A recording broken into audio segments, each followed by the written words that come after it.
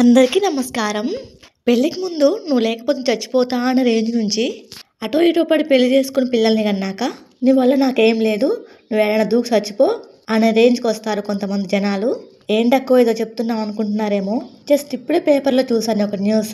ఇంకా ఆ న్యూస్ గురించే మాట్లాడదాం అనుకుంటున్నా.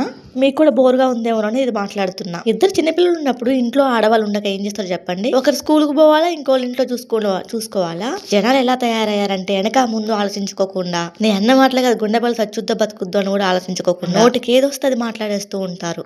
ప్రతి మనిషికి కష్టం ఉంటుంది. ఆ కష్టం ఎక్కడ తగిలింది, ఎక్కడ ఉన్నదో దాన్ని చూసుకుందాం, సాల్వ్ చేసుకోవాలి. కానీ పెళ్ళ మొగుడు మీద అరిచి, మొగుడు పెళ్ళ మీద అరిచి బయట టెన్షన్స్ అసలు ఇంట్లోకి తీసుకురావద్దు. ఇంట్లో ప్రాబ్లమ్స్ ఎన్ని ఉన్నా నలుగురు మధ్య తేల్చుకోవాలి. పెళ్ళ ఇద్దరే ఉంటే ఓకే, పిల్లలు ఉన్నారు ఇప్పుడు, మరి వాళ్ళ భవిష్యత్ ఏంటి? నువ్వు చావమని చస్తావు అనుకో ఫర్ సపోజ్. అందుకే అబ్బాయి ఎవరు రాంగ్ డెసిజన్ తీసుకోవద్దు. ప్లీజ్ ఫ్రెండ్స్, లైక్ చేయొచ్చు కదా. Thank you.